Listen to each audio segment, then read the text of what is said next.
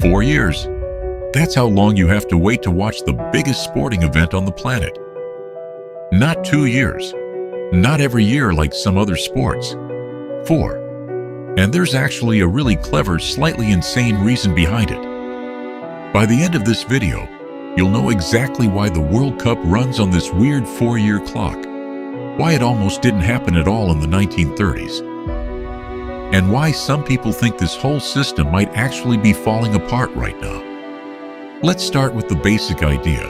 The World Cup is a tournament where national teams, meaning a country's best soccer players, not a city or a company, compete to be called the best in the world. Think of it like the Olympics, but only for soccer. Now here's the first surprising thing. The 4-year gap wasn't some genius master plan. It was basically copied. The Olympics already ran every 4 years, going back to ancient Greece. When FIFA, the organization that runs world soccer, created the World Cup in 1930, they just borrowed that same timing. 4 years felt official, felt prestigious, felt like something worth waiting for. But here's where it gets interesting. Waiting isn't just tradition, it's strategy. Imagine your favorite restaurant was open every single day, all day, forever. You'd probably go less. Now imagine it only opened once every 4 years. You'd plan your whole year around it. That's basically what FIFA figured out almost 100 years ago. Scarcity creates obsession, and the numbers prove it.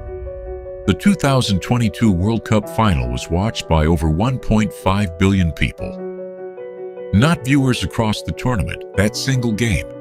For comparison, the Super Bowl, which happens every single year, gets around 115 million. The World Cup isn't just bigger, it's bigger because it's rare.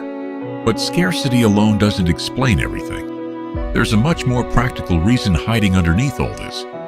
Building a World Cup team isn't like building a sports team in America. In the NFL or NBA, players get drafted, traded, and assembled by a front office. In international soccer, players are tied to the country they were born in or have strong family ties to. You can't draft Lionel Messi to play for England, he's Argentine. Period. So countries aren't just buying talent, they're growing it. And growing elite athletes takes time. 4 years gives countries enough breathing room to develop young players, let current stars age into their prime, and rebuild teams that didn't perform well last time. It's less like assembling a team and more like raising one. Here's a wild stat to put that in perspective. The average World Cup winning team has players with an average age around 26 to 28. That's not an accident. That's roughly the time it takes a promising teenager to become a world-class professional. 4 years isn't just tradition. It's basically a built-in development cycle for entire nations. Now let's talk money, because soccer, like everything else, runs on it. The World Cup generates billions of dollars in broadcasting rights, sponsorships, and tourism. If it happened every year, that revenue would spread thin. Sponsors wouldn't pay as much. Broadcasters wouldn't bid as high. Cities wouldn't compete as hard to host it. But every 4 years, suddenly it's an event. Countries spend literal billions trying to host it. Qatar reportedly spent over $200 billion preparing for the 2022 World Cup. That's not a typo. $200 billion for 1 month of soccer. That number only makes sense because the World Cup is rare enough to be worth fighting for. So now you might be wondering, has it always been every 4 years? No exceptions? Actually, no. And this is where things get a little dramatic. The World Cup has been skipped twice in its entire history, both times because of World War II. The tournament scheduled for 1942 and 1946 never happened. Soldiers were fighting battles, not penalty kicks. After the war ended, FIFA picked the 4-year rhythm right back up in 1950, almost like nothing happened. Which raises a bigger question. If world wars couldn't break this 4-year cycle, what could? Turns out, something already is. In recent years, FIFA has floated the idea of changing the World Cup to every 2 years instead of 4. Their argument? More tournaments mean more money, more matches, more global excitement. But here's the twist. European football clubs and leagues hate this idea. Why? Because players are already exhausted. The modern soccer calendar is brutal. Top players sometimes play over 60 games a year between their club teams and national teams. Squeezing in a World Cup every 2 years could push human bodies past their limit. So this isn't just a soccer debate. It's basically a labor dispute happening in plain sight, hiding behind the most popular sporting event on Earth.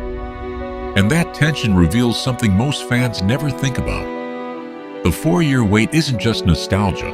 It's the result of biology, economics, history, and global politics, all colliding into one number. 4 years to develop players. 4 years to build anticipation. 4 years to maximize money. 4 years that survived actual world wars. That's not just a scheduling decision. That's basically civilization-level math, accidentally landing on the perfect number for a global obsession. So here's the big idea to take with you. The World Cup doesn't feel special because soccer fans are dramatic. It feels special because everything, money, biology, history, even war, has quietly protected that 4-year wait for almost a century.